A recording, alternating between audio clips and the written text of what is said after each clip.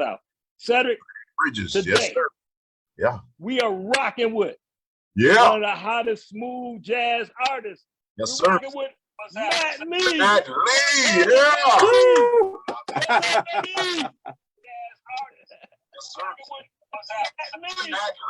What's happening, man? How you doing, man? I'm doing good, guys. Thanks for having me on the show. Yes, sir.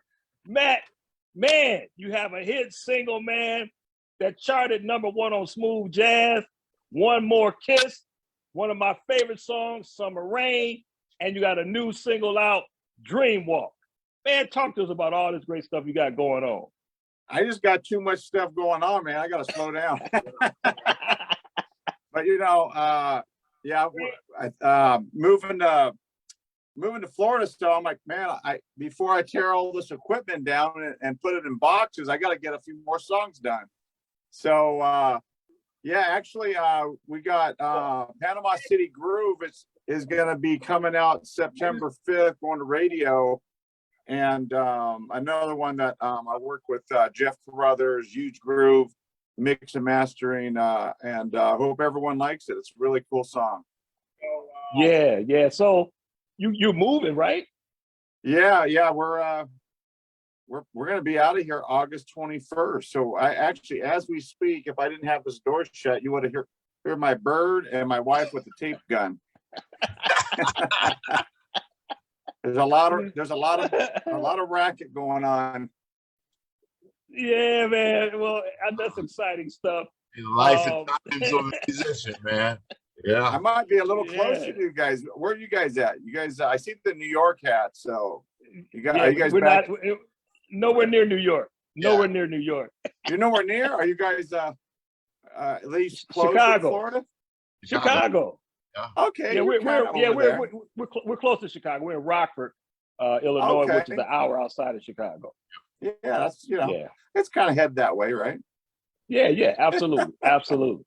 But talk to us a little bit about this music, man. I mean, I know you got this new single that dropped, Dream Walk. Who all was involved with that song and played on it? Tell us a little bit about that. Yeah, Dream Walk is actually has not gone live yet. It is currently under production of getting mixed and mastered. We're almost there. So that one, that's one that I actually did myself. I produced it all myself. I actually did have Tony Paluzzi, the guitarist. Have you heard of Tony? Yes. So I got him actually playing on the track, doing a guitar solo, and the rest of it I programmed it myself, and then final touches.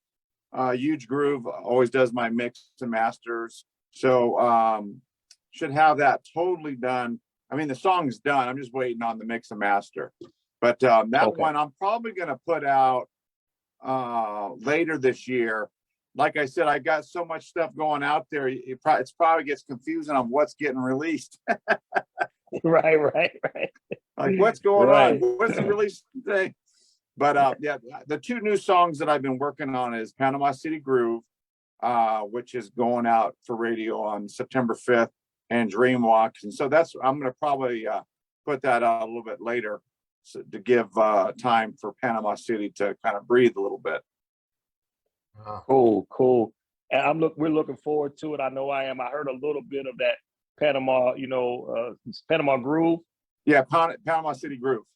Panama City Groove. I heard a little bit of that. Yeah, got a little teaser on YouTube that I checked out. Mm-hmm. That's hot. That's hot, man. That's really hot. So, your writing. Talk to us a little bit about where that's coming from, and just how you put this all together. I didn't even know I was a writer, to be honest with you. As I got into this side of the world last year, because I've always played the saxophone for quite a while, and I just got into it because with the first song, my wife's like, you got to do a song, a single, you got to do something because you don't have anything to give to anybody. Everybody wants to buy something from you. You got nothing to give them. So so she kind of pushed me along with it. And, you know, also talking with like Jakeem Joyner, who's a very close friend of mine. And you grew, you know, a lot of good friends that have kind of like pushed me, say, hey man, what are you going to do something?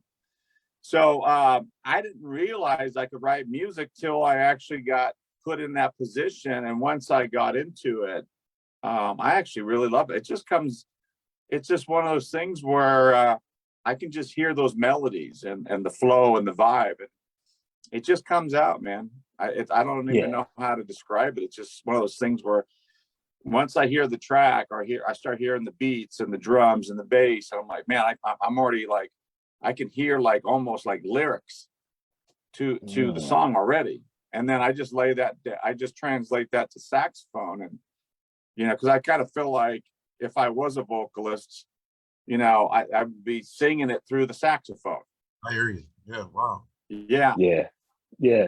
And you're nice with it too, bro. You're real nice with it. Thank you, man. Thanks a lot. Yeah. Man, Go ahead, Cedric. man, how did this all get started? How did you get started in sax? I mean, You mean how to get started in the saxophone? Yeah. Or is that what you? Yeah. You know, it was another kind of crazy thing. You know, it goes back to 1997. I had just, you know, I was a new grad from college. I actually went to school as a respiratory therapist, and I currently am. I'm not practicing as a respiratory therapist, but I was working a shift in I will never forget. I was in the Garden Grove Hospital in Orange County, California, and just had this like voice come to me and say, "Play the saxophone." What's funny about it is, I only listened to heavy metal, and rock, and I did like old school like rap. You know, I did like that. I like, you know, like Grandmaster Flash, that kind of stuff. But I never listened to jazz or blues, or I mean, I knew what it was, but I really didn't understand it, and I didn't listen to it. So why is this voice tell me you got to play a saxophone? And so I called my grandma up, and I was young. I just had graduated, and working 2 jobs, and we had a newborn baby, and was never home because I had to work so much. And she said, my sweet grandma, she said, well, let's go get one. And I said, I can't afford one right now, Grandma. She goes, don't worry about it, I'll buy it. She goes, you go find it. So I got on, good old Craigslist. I'll never forget, and found a guy in Irvine, California, not far from where I was at. And he had one for like $300. It was like $350, a student alto. It was, not that great of one. And we went down there and met the guy, and he had like 3 or 4 laid out on the table. And I was just looking for the prettiest one, the one that had the shiniest gold look to it. And so he's like, you want to play it? And I go, I don't know how to play it. I've never played a saxophone. He goes, well, let's just try it. So I'm like, yeah, but where do I put my fingers? He goes, you seem like you know what you're doing. I'm like, no, I don't. So anyways, I went ahead and put a neck strap on and put it, and I'm just like, I probably sounded horrible, just honking notes out. And he goes, wow, that's for someone that's never played a saxophone or have held one. He's like, it seemed like you've played one before. I'm like, no. So anyways, but I thought to myself under my own breath, I was like, man, this feels really good. So I'm like, I want this one. It was a Selmer Bundy alto for the saxophone people. It's a beginner alto saxo. So I ended up buying that and went home, and in between working all the jobs and trying to hold it down, I just started learning. And because I'm a self-taught musician, I didn't do any lessons. I didn't go to school. I didn't play in college. I didn't play in junior high or elementary school or high school. I was into sports, actually. I used to race motorcycles. I was racing. Yeah, I used to race motocross since I was like 5 years old. And kind of why I've had 2 back surgeries now. Last year I had one last year. I hope that was the last one. But anyways, yeah, so I just taught myself. I bought a book, And the book basically shows you where to put your fingers on the saxophone. And when you push these two buttons down, this is the note you get. And it was all like clicking. I'm like, oh, okay, here's an A, here's a G. And I'm like, and basically I learned the fingering, and it shows you how to put your hands on the saxophone. And I just started playing, and finally actually was able to play all the notes. Probably not very good, I don't remember, but I'm sure it wasn't that good. And I just the first thing that I did was and I'm kind of like jumping forward and backwards a little bit, but right around the time when my grandma took me to see the saxophone, there was a radio station in California called Kiss FM. Have you guys ever heard of that? There was a guy named Rick Dees, and he was a real famous Oh disc yeah, guy. yeah. Rick Dees in the morning. Yep. Yeah, Rick Dees. And he played a song called Just the Two of Us with Grover Washington Jr. on it. Oh yeah. And I've never heard of Grover Washington Jr. I didn't know who he was. Anyways, when I heard that sax and heard Bill Withers, I'm like, oh my gosh, I think like I'm listening to the wrong music. And it just kind of went from there. And so what I did was, not to be all lengthy, but I would emulate all the people I loved. I really got hooked into it. I love Grover Washington. I love Bill Withers, Al Jarreau, Curtis Mayfield. I just got really involved into that, into soul and R&B and Motown. And I just thought like, man, this is like the real pure music that really speaks to me. Yeah. And I just would go and I would just try my best to sound like, like to try to emulate these people, these unbelievable artists. And I would just try to do what I could do. And that's how I practiced, was basically playing along with Grover Washington Jr. and people like that. What was the moment that secured your musicianship, that just made you know that this is what you want to do? This is it. I would say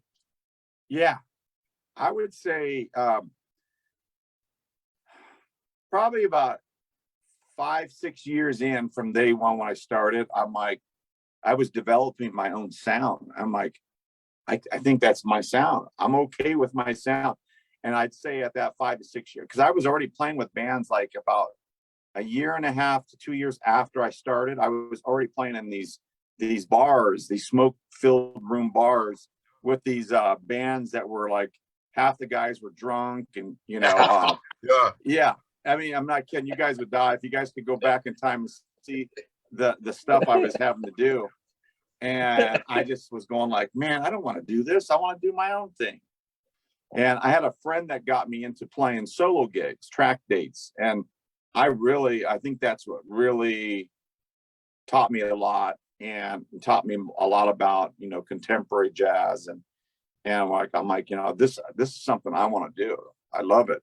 But at the time, I really did it because I loved to do it. I didn't do it because I had to do it. So the difference was I had a good, at that point, I had already been working for a few years and started making more money in the medical field.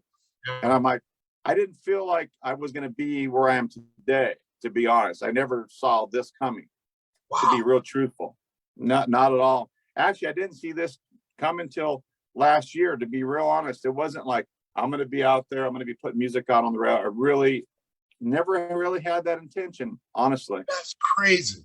Wow. Yeah, I really didn't, man. Yeah. That's why it's so weird. It's just weird because I never thought I was going to do that. And I'm glad I didn't miss the opportunity. And I'm glad I listened to my wife, because otherwise I probably would just still be doing gigs, private solo gigs and corporate gigs. And I just like to, play for people and just try to put a smile on someone's face. That's what's up, man. Wow, man.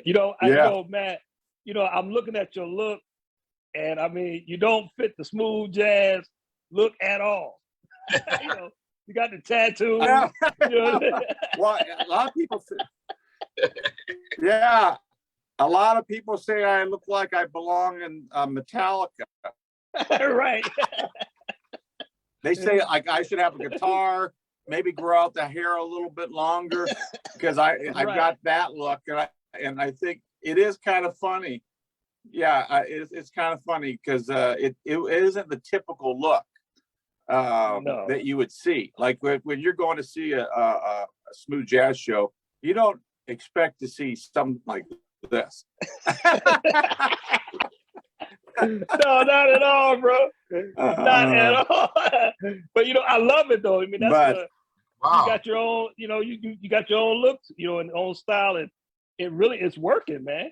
It's working. Well, I'm just, what, I'm just true to myself.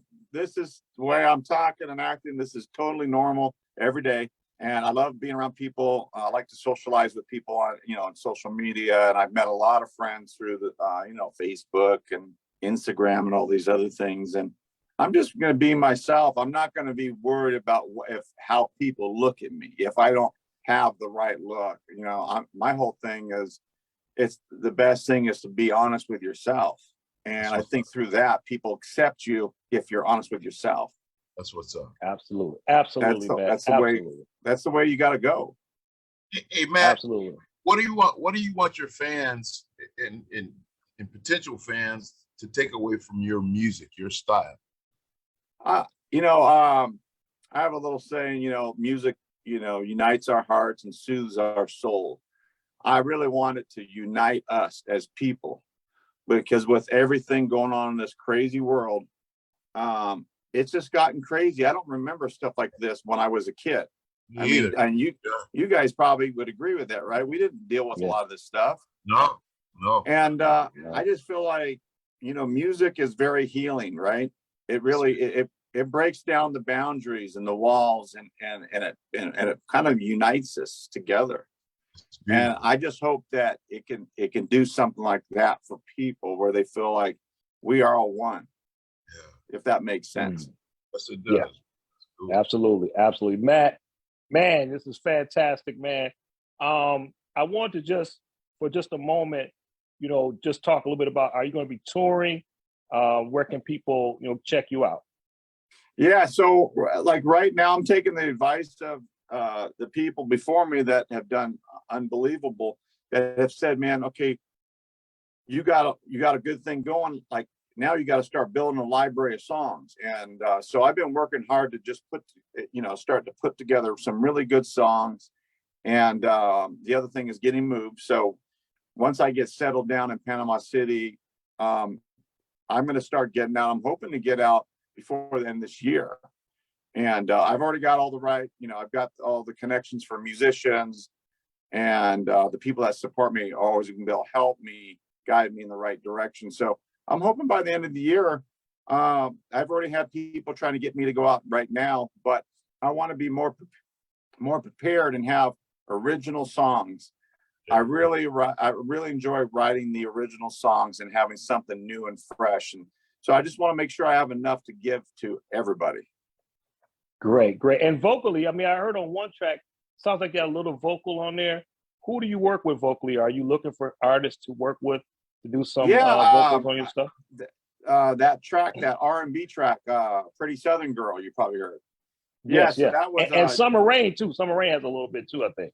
Yeah, I mean, a little bit of that. Yeah, so I just, like there's been a few people that have sent me stuff and seem like, and if the vocal matches my style and it's complimentary and it works, I've been trying to focus on just building my own, like I said, my own little catalog of songs. But I work with, you should check him out, Desmond Dyna. Desmond Dyna is on Facebook. He's an R&B producer and the vocalist that sang on that song. And he's like, "What? Can you do something with this track?" And I'm like, "Oh yeah, this is right up my alley. This is." Matter of fact, I almost rather just sit and listen to you sing. To me, he sounded just like the first thing that came to my mind with that song was the Isley Brothers. Oh yeah, wow! And I love. So if you listen to that Pretty Southern Girl, it sounds like you got the Isley Brothers on that track, and man, I was just like in heaven when I was hearing that. I mean, I don't want to put down too much sax because those vocals are too good. Wow. Yeah. Yeah, it's nice. Real nice. Yeah, I love that, man. It's a nice combination. So if people want to follow you, you know, and just you know, stay in tune with what you have coming up, how can they find you? Give us your social media platforms and how Yeah, can they, you know, stay yeah. tuned? I have a website. It's Matt Lee with two L's. I mean two E's. MattLeeSax.com. And then you'll see, like, you know, songs that are coming up. You'll see you can subscribe to a newsletter. So when there are going to be shows, I'm going to be posting all that on my website. And then I kind of mirror that onto my social page on Facebook. I have a Matt Lee Sax artist page, as well as a Matt Lee page, which I think I'm near maxed out on that one. But if they can't follow me on that page, they can follow me on the Matt Lee Sax page. I also started recently, not too long ago, a YouTube channel, and I do have, and also an Instagram, Matt Lee Sax, that's also fairly new. So, you know, I'm trying to connect with people through those avenues. Okay, great, Yeah. man. And if they want to send music, they can send music that way as well. There's a lot of singers and artists out here that would love to probably, you know, collab with you. Are they able to? Yeah, you know, I get a lot. I've been getting ever since One More Kiss. I've been getting a lot of inbox messages with people wanting to work with me, and I've been, you know, been trying to, like I said, just focus on my music and trying to really get. So I have in my head a bunch of stuff I need to get done, and once I clear that off the table, I'll definitely be interested in working with people. Yeah, for sure. Great, Matt. They could just it's inbox. Man, great. Make sure everyone gets that information and do that. Matt, it's been a pleasure, man. Sure. Well, thank you so much, guys, for having me on the show. We'll definitely have to go out for a sarsaparilla when I'm in Chicago. For sure, man. Hey, we looking forward to hearing more of you, man. Looking forward Thank to you guys for having me on the show. I'm really grateful for that. Man, it's been our pleasure. Thank you, and keep putting out this great music, man. We'll be following. Yeah, I can't wait. You'll be hearing it real soon here in a few weeks. All right. All right. Take care of your stuff, Matt. All right, take care, guys. All right, Cedric, that's all I got, man. That's all I got. That's all I got. All right, talk to you soon. Later. See you guys. Take care. All right, later. All right, later. Bye.